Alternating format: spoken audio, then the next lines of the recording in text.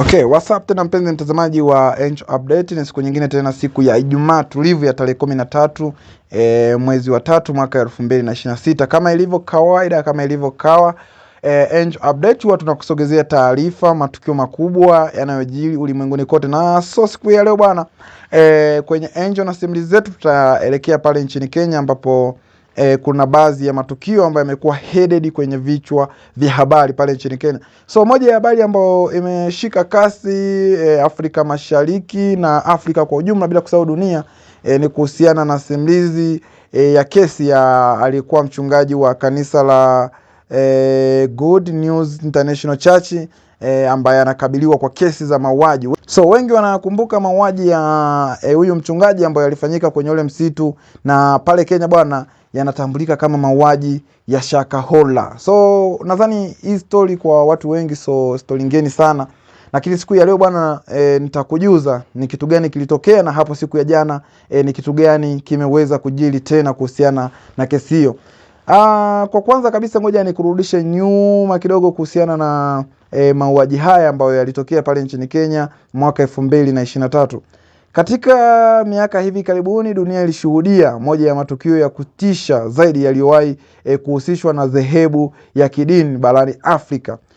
Tukio hilo lilitokea nchini Kenya na lilisushia mhubiri aliyejulikana kwa jina la Paulo Mackenzie ambaye sasa anakabiliwa na mashtaka mazito kufuatia vifo vya mamia ya watu waliokuwa wafuasi wake. Hadithi hii bwana ilianza polepole bila watu wengi kutambua hata liliokuwa ikijengwa ndani ya jamii ndogo ndogo. Waumini walimfuata Mackenzie akiwa kiongozi wa kanisa lililoitwa Good News International Church. Mackenzie bwana aliwahimiza waumini wake kuishi maisha ya kujitenga na jamii, kuepuka mifumo ya kisiasa na kufuata mafundisho aliyodai kuwa ya kiroho zaidi. Kadiri muda ulivyoendelea, mafundisho yake yalibadilika na kuwa makali zaidi, yakihusisha imani kuhusu mwisho wa dunia na umuhimu wa kufunga kwa muda mrefu ili kujijenga kiroho. Mwaka 2023 mamlaka za Kenya zilianza uchunguzi mkubwa baada ya taarifa za watu kupotea katika eneo la Shakahola karibu na mji wa Malindi.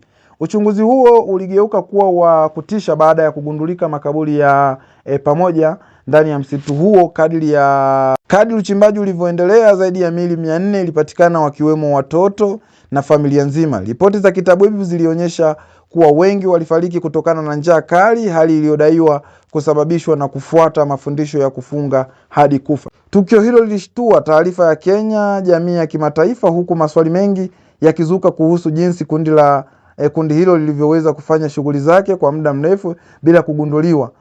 Mackenzie alikamatwa na kufikishwa mahakamani Mombasa ambapo alipatikana na mashtaka yote yaliyokuwa yakimkabili. Hata hivyo, uchunguzi uliendelea na kufichua ushahidi zaidi unaodai kuwepo kwa mtandao mpana wa uongozi, ushawishi ndani ya dhehebu hilo. Miaka kadhaa baadaye uchunguzi uliletwa taarifa mpya zilizoibua mshtuko mwingine. Mamlaka zilitangaza kuwa Mackenzie na washirika wake wameongezewa mashtaka mapya yanayohusiana na vifo vingine 52 vilivyotokea katika eneo la Binzalo Chana, kaunti ya Kifili. Mashtaka haya bwana yanamhusisha kukiri katika uhalifu uliopangwa, kuhusisha na kiitikadi kali, pamoja na kusaidia vitendo vinavyohusishwa na ugaidi. So miaka kadhaa baadaye uchunguzi uliletwa taarifa mpya zilizoibua mshtuko mwingine nchini Kenya. Mamlaka zilitangaza kuwa Mackenzie na washirika wake wameongezewa mashtaka mapya yanayohusiana na vifo vingine 52 vilivyotokea katika eneo la Binzalo. Haya mambo bwana yapo pale nchini Kenya. So mashtaka hayo bwana yanajumuisha kushiriki katika uhalifu uliopangwa, kuhusika na itikadi kali, pamoja na kusaidia vitendo vinavyohusishwa na ugaidi. Katika mahakama ya Mombasa, washtakiwa walifikishwa mbele ya hakimu mkazi kukana mashtaka yote bwana. Umeiona hiyo?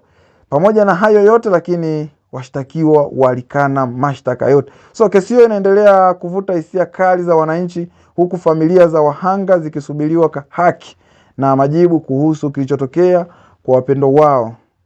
Wakati huo wataalamu wa kijamii na viongozi wa kisheria na kisiasa wameanza mjadala mpana kuhusu umuhimu wa kuweka sheria kali zaidi za kuimarisha taasisi za kidini ili kuzuia matukio kama hayo na kutokea tena. Yani licha ya watu 400 kufariki pamoja na wengine 52 kuongezeka, unaambiwa bwana Mchungaji Mackenzie pamoja na wafuasi wake wamekana mashtaka hayo. So ni moja ya habari ambayo inagusa vichwa vya habari duniani kote, so na Afrika kwa ujumla, kutoka pale nchini Kenya baada ya mauaji ya watu zaidi ya 450. So lakini bado watu wanazidi kukana mashtaka kwamba wao hawahusiki. So kwa sasa kesi hii inaendelea na macho ya dunia yanaelekezwa Kenya kusubiri matokeo yatakayotokea. Haki kwa wahanga, kuweka mfumo kwa siku zijazo. Tukio la Shakahola limebaki kuwa kumbukizi kuhistoria, na kumbushwa jamii umuhimu wa tahadhari dhidi ya itikadi kali za uongozi wa kidini unaoweza kuhatarisha maisha ya kibinadamu. So mpenzi mtazamaji wa Angel Update, unachotakiwa kukifanya bwana ni kusubscribe, kulike, kucomment na kushare video zetu. Lakini pia bwana ili uendelee kupata story kama hizi, unatakiwa kuwa karibu tu na Angel TV. Wewe kama mdau wa Angel TV, lakini pia mtu yote unanisikia kwa wakati huu, ungekuwa wewe kutokana na mauaji haya yaliyotokea pale nchini Kenya na huyu Mchungaji Mackenzie pia kuongezewa mashtaka mengine ya wahanga wengine zaidi ya 52 kama nilivyokueleza hapo awali kwamba anahusika, lakini pia yeye mwenyewe kukana mashtaka. Ungekuwa wewe una kipi cha kuzungumza kuhusiana na tukio hili? So usisahau kucomment ili tuweze jua wewe kama shabiki unalipi la kuzungumza, hususan kuhusiana na mauaji haya yaliyotokea pale nchini Kenya mwaka 2023. So nikutakia wakati mwema.